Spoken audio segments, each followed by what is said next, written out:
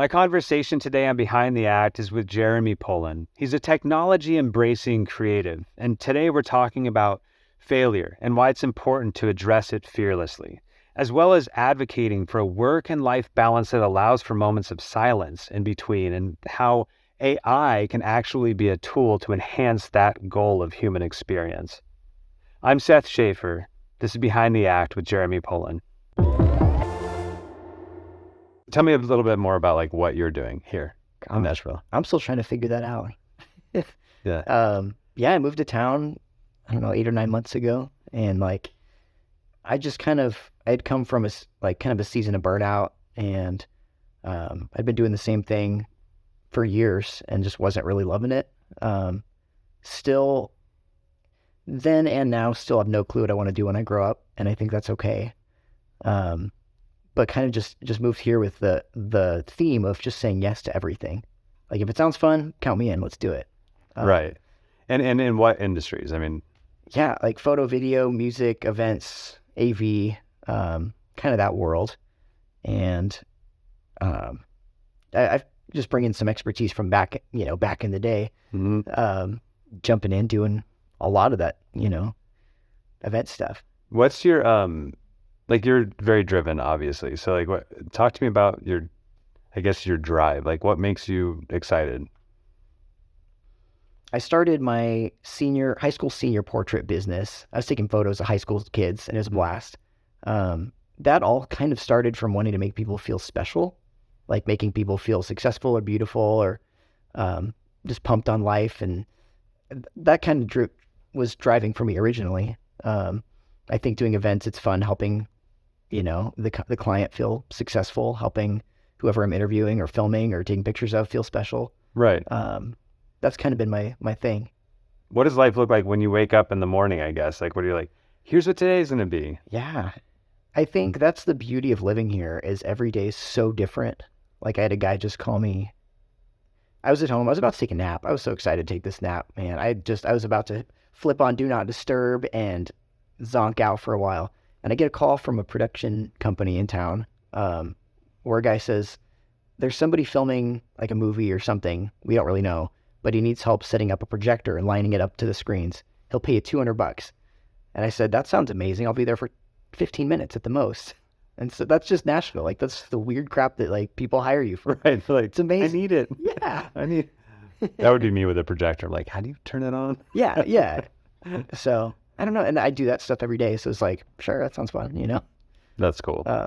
What are you trying to find in life? Like, what do you, I don't know, what are you looking for?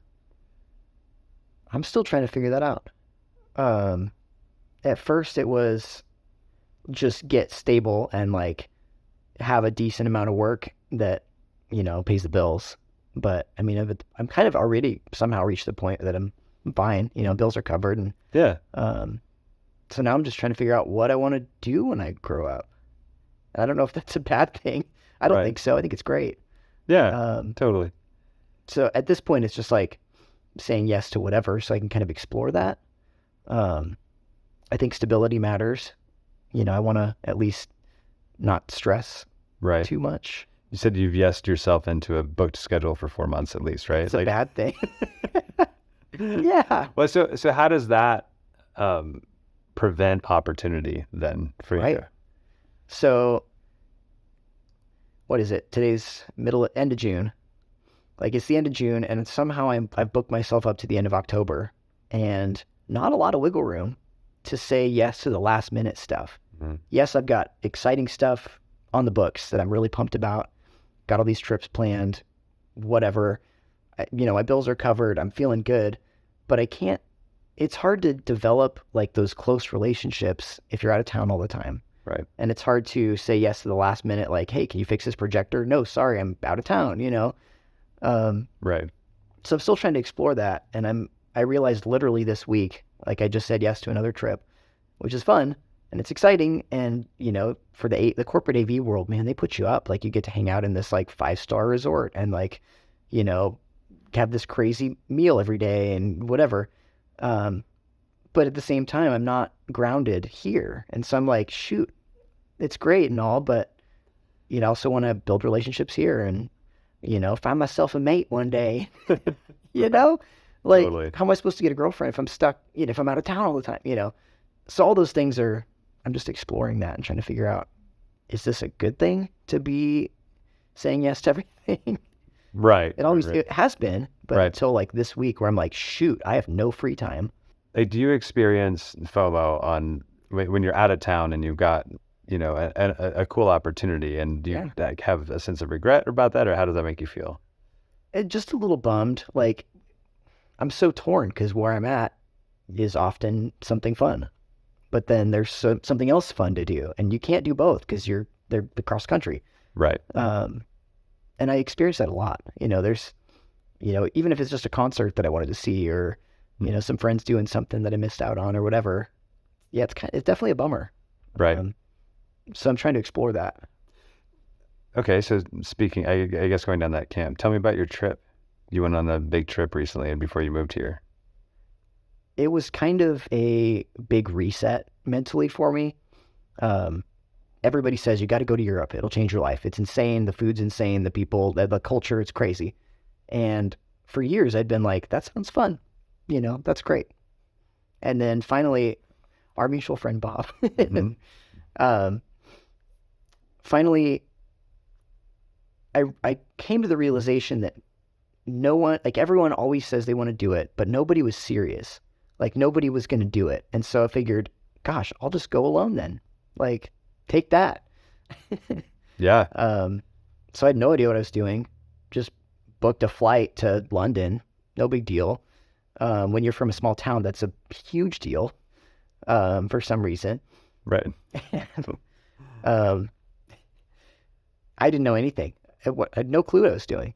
But just kind of did the very basic amount of research, and then just kind of made a basic itinerary, and then got out there and just kind of winged the whole thing.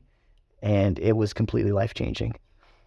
Like being out there all by yourself on this crazy adventure, just me in a backpack, camera, drone, photography stuff. It made me feel like I can do anything because I'm out there and somehow traversing all this land, exploring Europe and whatever, all alone, that's kind of a big deal. Like, I feel like, I don't know. But it made me feel like, thanks to the internet, thanks to technology, thanks to the creativity that I've been blessed with over the years of problem solving skills and all the weird crap that you learn, just being able to navigate.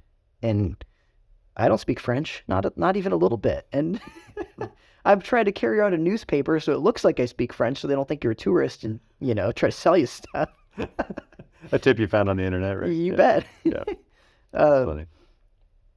I don't know, just exploring and discovering that life's not as complicated as it seems if you're just trying to explore, right? And just trying to learn new things and discover. And I don't know, that was completely life-changing. That's awesome. Yeah. Shout out to Bob Englehart for his shout out to Bob who sat me down in his living room, no joke, for 3 hours and just told me all about why I need to do this. And if I don't do this, I'm an idiot. Well, I said, okay, fine. Yeah. He told me that about stock photography for about 5 years before I actually did it. And then he was totally right. Me too. Bob, you were right. Bob, you were right. I love it. I guess, yeah, let's talk about that. I mean, stock photography. Yeah. And videography. What has that done for you? Shooting stock has definitely, it's helped me rethink photo video in general, for sure. From like a commercial perspective, it's just so different from because I came in as a portrait photographer and I was shooting almost primarily like high school senior portraits, avoided weddings at all costs, avoided no babies, no maternity, no weddings. It was kind of my thing. Mm-hmm. So really, I was shooting what mom wants, and I'm shooting like what the kid wants, and it's very, very different from what commercial needs are. And so rethinking like even just simple stuff like putting copy space in your image for the space for text to go, and just all these things that really blew my mind. Just thinking from, all the many needs that commercial has. Right. Is that? Yeah, no, I mean, no, that's good. I guess also I'm talking like life wise, like, I mean, I learned a lot, Technically. yeah, I mean, technically speaking, stock for me has been a practice. I'm able to go mess up and just experiment, and there's no client there waiting to make sure that you did it perfectly. But then you discover things that you're able to use later, especially how to make usable shots. You see what sells well, and you go, oh, there's a reason that sells well. I can, make that better for later. But from a life perspective, the income, not necessarily the amount, but the type of income that, comes in relatively residually every month, revolutionized my view on business entirely. Yeah. But yeah, I mean, shockingly consistent for me, at least. I mean, it fluctuates, but it's like I can count on it, which is the weirdest thing. I mean, it does feel like an investment at first. Yep. But that first check, I think, was 27 cents. I sold 3 photos in like February of 2020, I think, or 19, I forget. And that just blew my mind. Like, wait a minute. Someone paid for my photo? Right. That I spent 25 hours tagging and uploading and figuring out how to do all this stock stuff. I mean, it's hard too. I mean, that's the thing. It's like it's a lot of work. Yeah. Yeah. Like figuring out their website and figuring out for iStock, like the back end, trying to figure out how to upload and how to tag it all. And, right. Thank God for Bob and all this right. wisdom. Exactly. This is the Bob episode. This is the Bob episode. This episode is sponsored by Bob. Bob Sapode. Bob Sapode. No, I'm not going to say that again. That's great. Yeah. I probably shouldn't. It's awesome. It's embarrassing for you. Exactly. But yeah, that first check, and Getty, for them to pay you, you have to make at least $100. I think, right? That's the threshold for them to cut you a check. Right. And so it took me a couple months of like, first it's 27 cents, and the next month it's like $6. Like, what? Someone paid $6 for my photos? Right. That's incredible. Right. And then it was like 50 or something the next month. And so eventually, I got the PayPal email that everybody just gets so excited about. It just blew my mind. Right. Like, yes, there's all these hours of investment, but all of a sudden it's like, shucks, that's going to pay off. Yeah. I think at first for us, it was like, oh, wait, that covers our cell phone bill. Oh, wait, now it's covering rent. And now it's, it just grows. And you're like, insane. Crazy. Yeah. Yeah. Yeah. It feels like free money because you've already done the work, Yeah. Eventually, after some time, it's like, wow. It takes so much work, but it is definitely worth it. Heck, I mean, I think we should talk about AI and its implications on everything that we both do. Yeah. I guess you traveling for AV stuff is not necessarily going to be replaced by it, but in my case, I have photo and video assets that I create and music that I create that I want to be available and valuable to people. Yeah. In the midst of AI being truly capable of making amazing content. But what do you do with that? Yeah. It freaks us all out, I think. I mean, it's the tech for me is beautiful. I think it's so fascinating, and I think it's like, it's endless, and it's just so cool to see how much it's changed in the past even 6 months. Is just completely insane. Right. And like what's publicly available is just shocking, and who knows what else is available out there, Yep. And it's really fascinating, but it's also kind of terrifying. And everyone's that's in the creative space that I've talked to so far is saying like, yes, AI is, a huge deal, but also, keep your art. Don't forget about your art, and human made, is amazing, but, that's kind of terrifying. Totally. I think that just because something like, let's say another artist comes out and like blows you out of the water what you do, it doesn't invalidate your experience. For sure. Or just the fact that you created it. It was your lens. It was what you did. AI is that. I don't think that it's fair to villainize it. No. It's like that's futile anyway. Yes. I see people have the conversations, and again, like we said, this will all be outdated by the time this is out. If this is out tomorrow or in a month, right? Like, Yep. But I see a lot of people using past examples of AI's failures as proof that AI is not valid, or that we don't have something to quote unquote worry about. And I think that that's quite ignorant, and it's based in fear. But I think it's it's like but I'm asking that question. This podcast is a lot about how do I engage with people in a very human sense that's a lot more real and unreplaceable by AI mostly, right? An interesting quote I heard was, and I'm going to butcher this, AI will not replace your job, but someone who knows how to use AI will replace your job. Exactly. You know?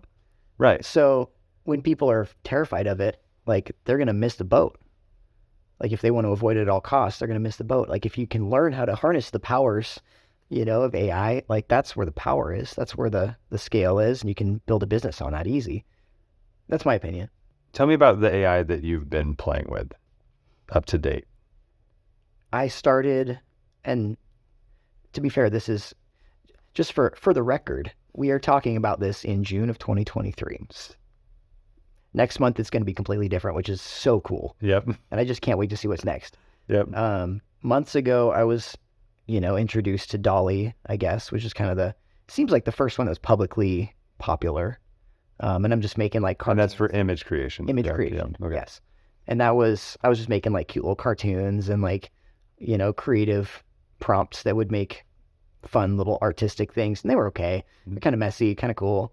And then I was introduced to Midjourney, which is kind of the more cinematic imagery that's been really fun to play with. And I've been making like sticker designs and like just funky little scenes and stuff. Yeah.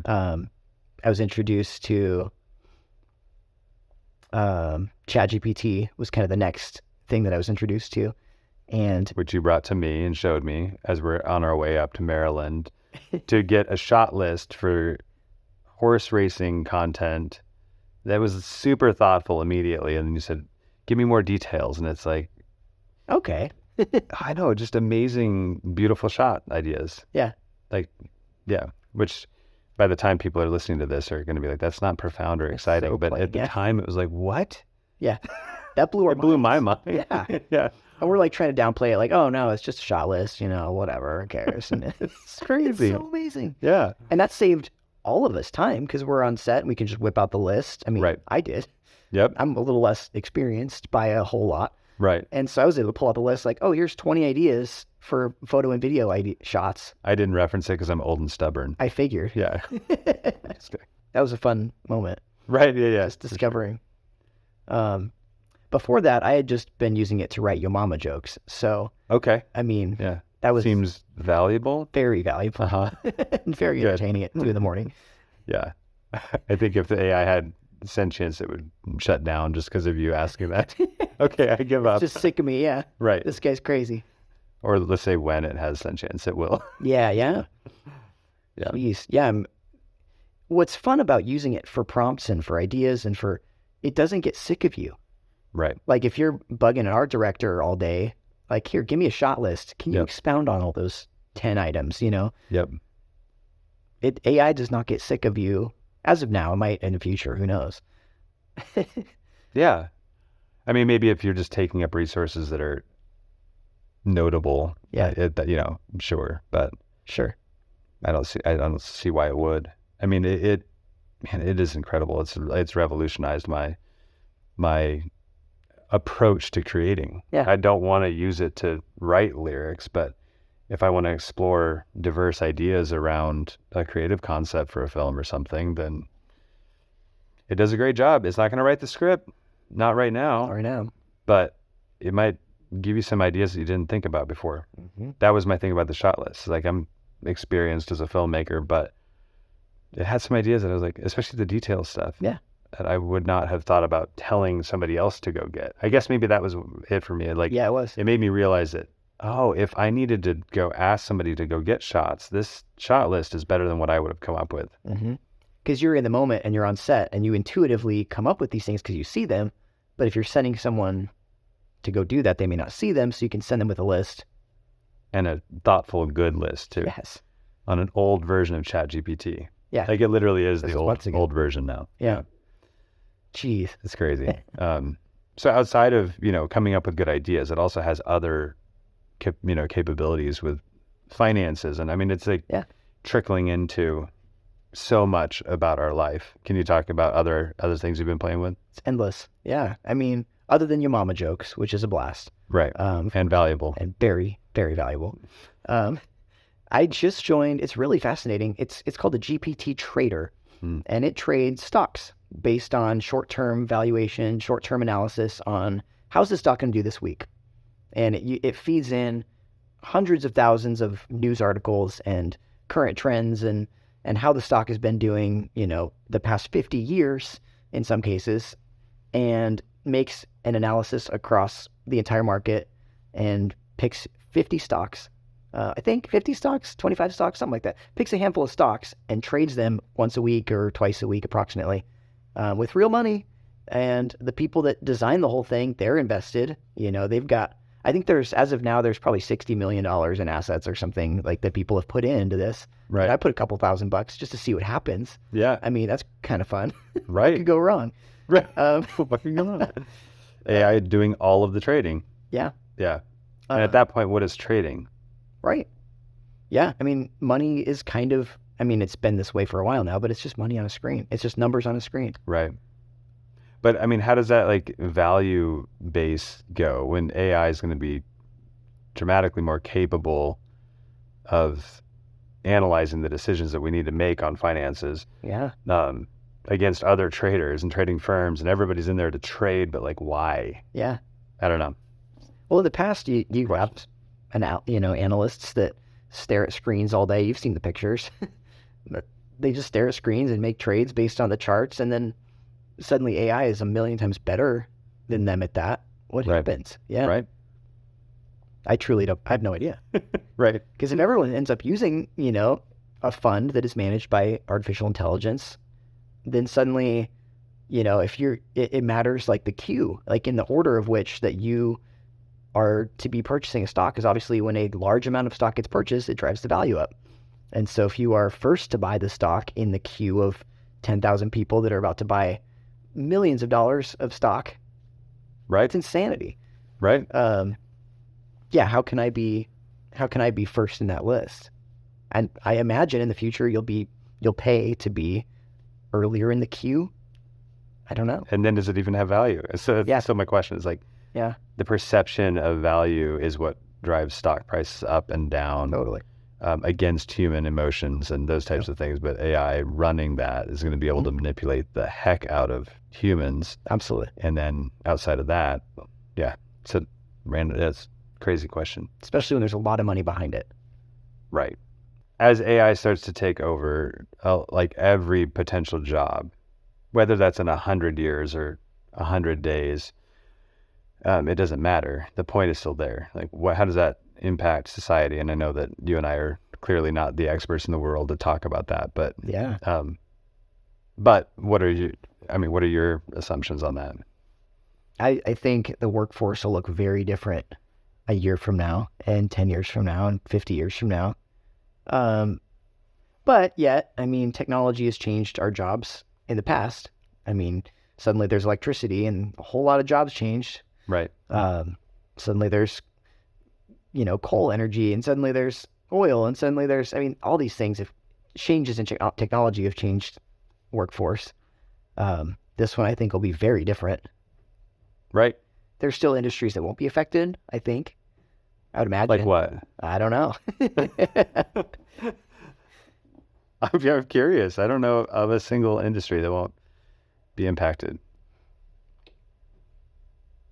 I think quickly, I don't know. The time horizon, I think, is different for every industry, just due to manufacturing of tech to make things happen. Like building a home is still going to happen. Manual labor, for a while until they figure out how to 3D print, on large scale. Yeah. That's a Or have already. robots show up that know how to, Yeah. I mean, but I'm with you. I think that there is a pointless replacement of human labor that AI won't replace. That's not what I'm saying, I guess. It's that I think AI will dramatically impact every single person in industry tomorrow, almost. Yeah. Absolutely.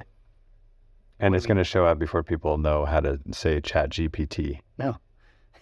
Absolutely. Right. And what do we do about it? Nothing. Nothing. We don't know. I mean, yeah. No, I mean, I don't think that, there's no undo button, and I think that is the beauty of it, is that we are on this ride. So hang on and enjoy it and learn from it and be open-minded about it. Mm-hmm. Yeah. I mean, the way I look at it is like these are beings that are at some point transitioning into awareness. Totally. If they're not already. Yeah. So play nice, be nice, learn from it, Yeah. I mean, and I don't know. I'm concerned about humans' interest in self-preservation and fighting becoming a problem. Totally. But yeah. And I've had to have several conversations with friends and even strangers that are really concerned and valid, like the ethics of, AI creating art and taking over things. That's valid. Right. Those feelings. But don't get left behind. Right. Yeah. Yeah. The feelings are valid for sure, but the practicality of it is that it's a being an artist. It's coming whether you like it. Or right now people say it's copycat and it's using a bunch of stolen, whatever. We all do that as artists anyway. So right. Yeah. I don't know. That's fascinating. Mm-hmm. What excites you about the future? Totally.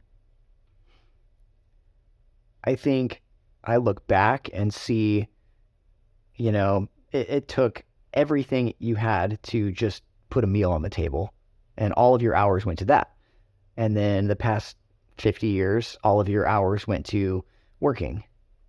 So 50 years in the future, where do our hours go? And that is so fascinating to me. Like, are we just going to pursue our happy, creative outlets, or are we going to be working, or somewhere between? Because I think personally, I feel useless if I'm not doing something productive, if I'm not working. Right. At some level. Right. If I'm not producing or not creating something, or I don't know. Yeah. So and perpetual pleasure seeking is not the answer either, obviously. Yeah. Like when people retire early, yeah, it's great for the first year, and then that fishing boat gets pretty old, or whatever. Right. And then that's why they all, people go back to work, or people go back to the victory lap of what's next, I don't know. So that's what's like for the future. I'm excited about just the unknown. So clearly things are changing quickly, and people's openness to understanding, mine included, right? Understanding the gravity of how technology is changing is variable at best. Where is our responsibility to yell from the mountaintops about, hey, this is a big deal, or let people just slowly discover it gently? Yeah. And I would imagine different generations will discover it differently. Yes. I mean, I think according to my conversation so far, yes. Yes. Right. And I mean, just think about, some people in your life who don't know how to use their iPhone, or don't know how to, Right. A lot of that even, I mean, slow adoption may be a thing. Does that mean survival? Right. Like if they don't pick up on the technology quickly, are they going to get left behind? Is that a bad thing? Right. That's what I'm pondering. No, those are all the questions. I guess I feel like there's a defiance and a fear and a frustration as a response to AI right now that is unhelpful and missing the point entirely. It's not like there's a choice. We're not debating whether or not we should do AI now. That was before. Yeah. But now, I mean, we're past that. It's gone. It's out of the bag. Right. So Yeah. I don't know. I'm just, but also it's kind of like with religion, right? It's not helpful to try to break someone else's religion down Totally. because, or their beliefs, right? It's a really high horse to stand and say that mine are better or more thought out or whatever. Totally.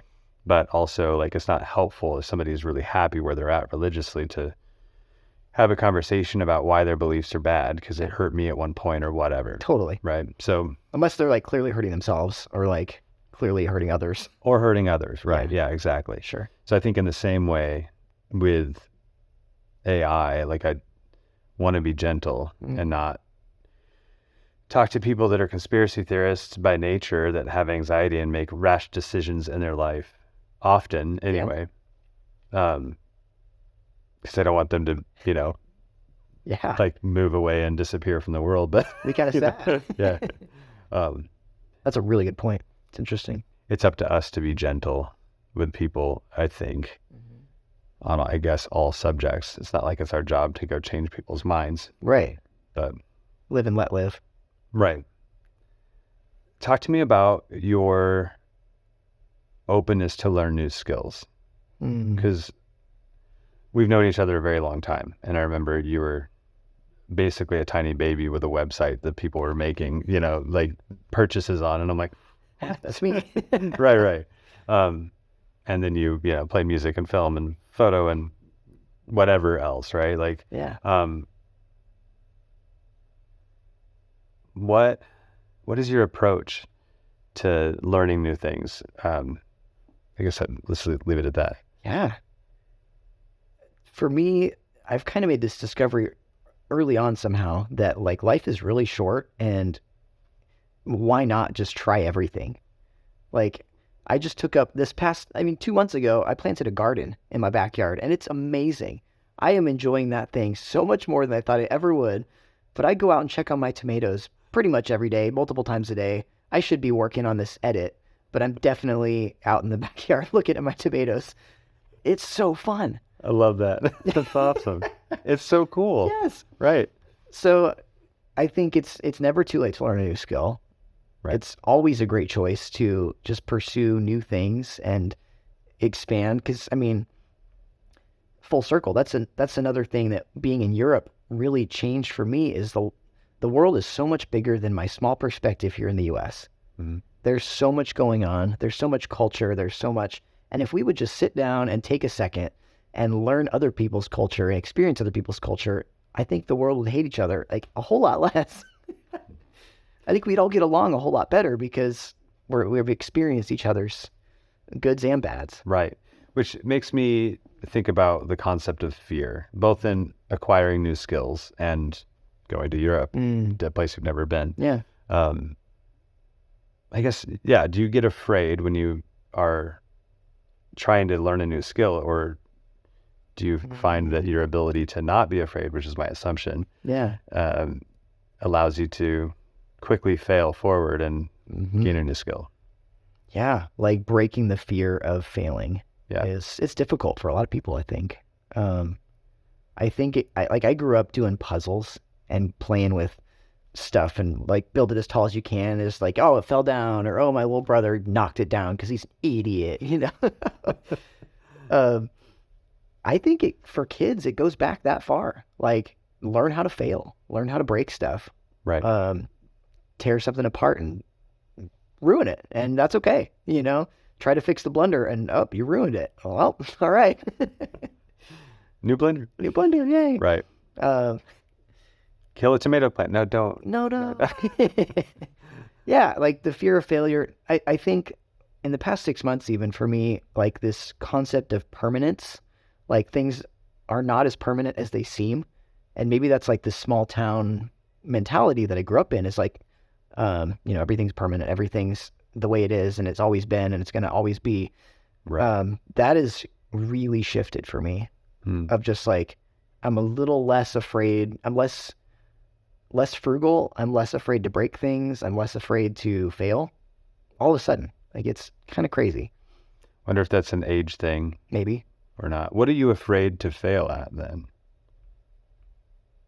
I don't like to fail publicly. Like as like the Enneagram 3 thing, like I got to be like always winning, always successful, always the best at things, and that's so terrible. Right. But that's a good skill to like learn how to fail publicly. And I think I was on I want to get this right. I was on a life coaching call with Carrie, your wife, and she kind of helped me ponder through this whole move as an experiment. And if I fail, who cares? It was an experiment. Experiments fail. Not me as a life, not me as a person fail. It's the experiment that failed. And so like reframing that really changed a lot for me. I mean, that was one of our things when we first got married. We went on a long trip. Yeah. And the fear at first was, well, what if we break down in the middle of nowhere? We run out of money. And it's like, what if? It's fine.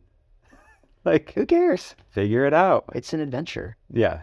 I wouldn't call that ideal. No. But you would be fine. Right? You're likely not going to die.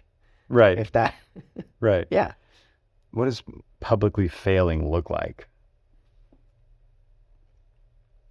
Publicly failing to me looks like not living up to expectations that are set by culture. Or by you? By me? Maybe. Absolutely. Yeah. I don't think family, I don't think like friends necessarily, but more just like what I expected. And so dropping expectations helps a lot for me of just like, what's the worst that could happen? Right.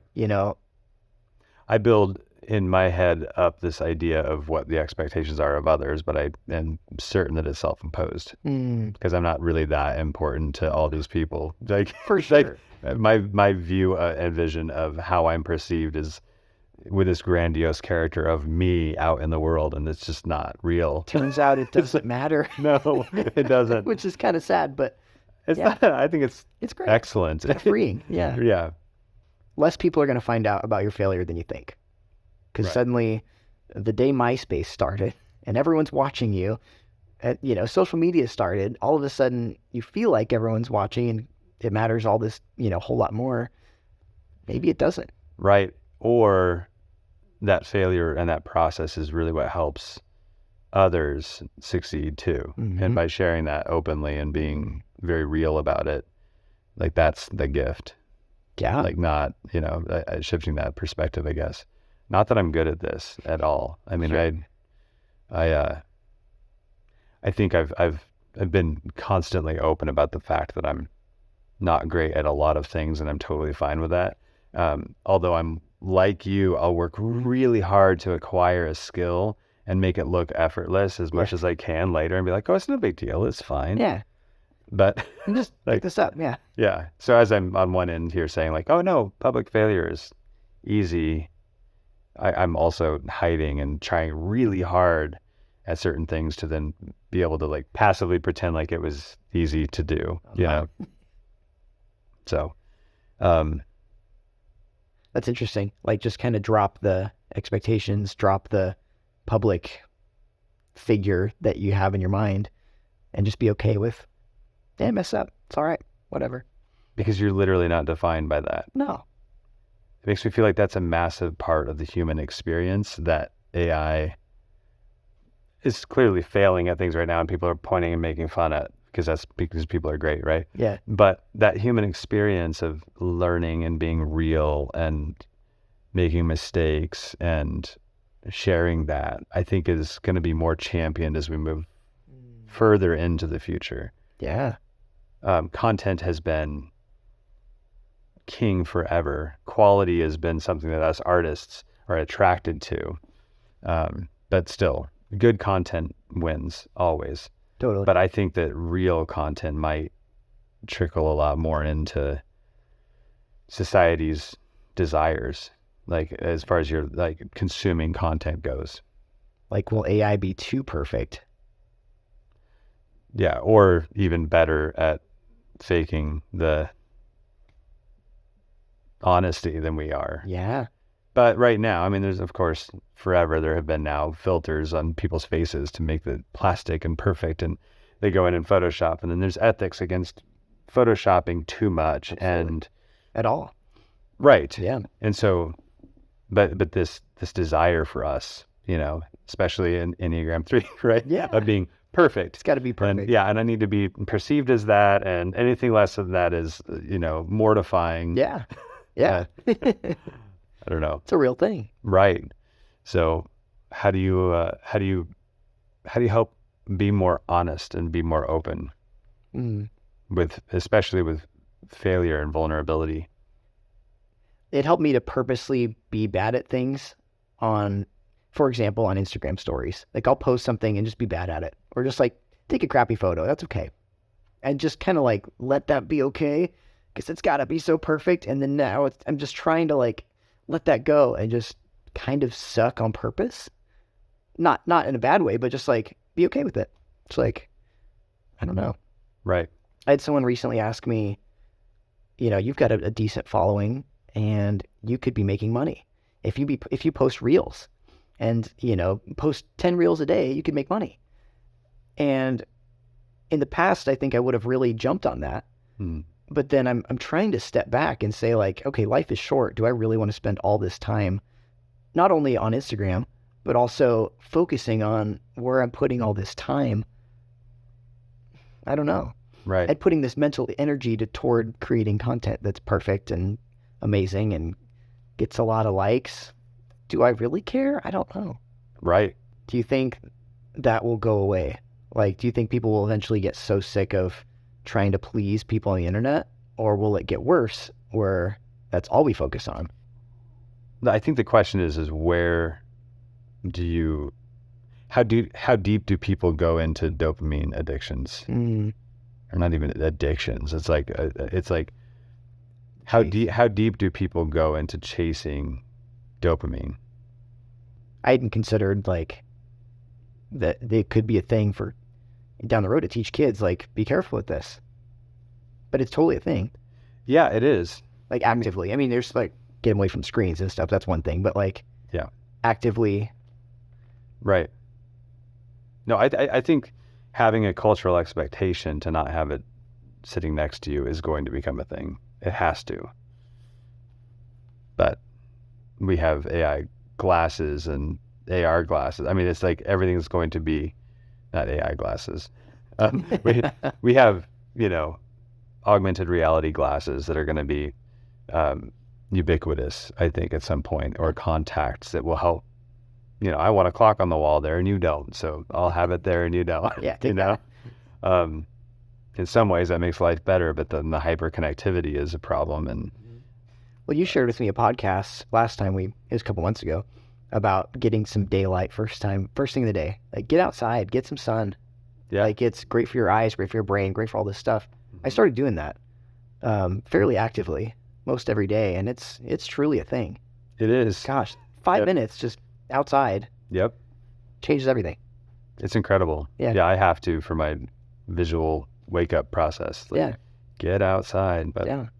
Like, I mean, what happens when we've got our sweet augmented reality glasses and that's all we really care to do? Right. What does that do to the brain? There's a difference between having my phone next to me and not next to me, even if people can access me or not. So do not disturb or off completely. Sure. I guess off completely is different, but there's a difference in what reality feels like to me than if my phone is outside in the other room and I know that if somebody needs me, they can just come get me. Sure. I mean, that constant connectivity has to have some, I know that it deeply impacts me. So I have to actively and on purpose place it somewhere else and leave it for periods of time. Is that hard? Yeah. It is hard for me. At least at first. Because I always find something that I want to look up. Absolutely. Even if I'm not looking for likes, I want to use it as a tool to access knowledge that I don't need. For sure. What year did that movie come out? Or right. Yeah. A recipe or the best way to take care of a tomato plant. Yeah. The plant's fine. What's you all this just ate a tomato off of it. Yeah. Yeah. Right. And I think research is a valuable thing that's really fun, and I love learning new things, like we're saying. But but it can't be something that's always there I would agree and retain health. for sure. Yeah. Like putting my phone on Do Not Disturb face down in the drawer is kind of difficult for more than 20 minutes. And I think that's really bad. Yep.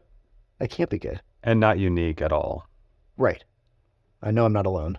Right. Probably on the better side because the fact that I put it away every now and then. You know how to turn Yeah. Do Not Disturb on. Yes. Right. Like I just got an app that it forces you, it locks you out of social media apps for a set amount of time.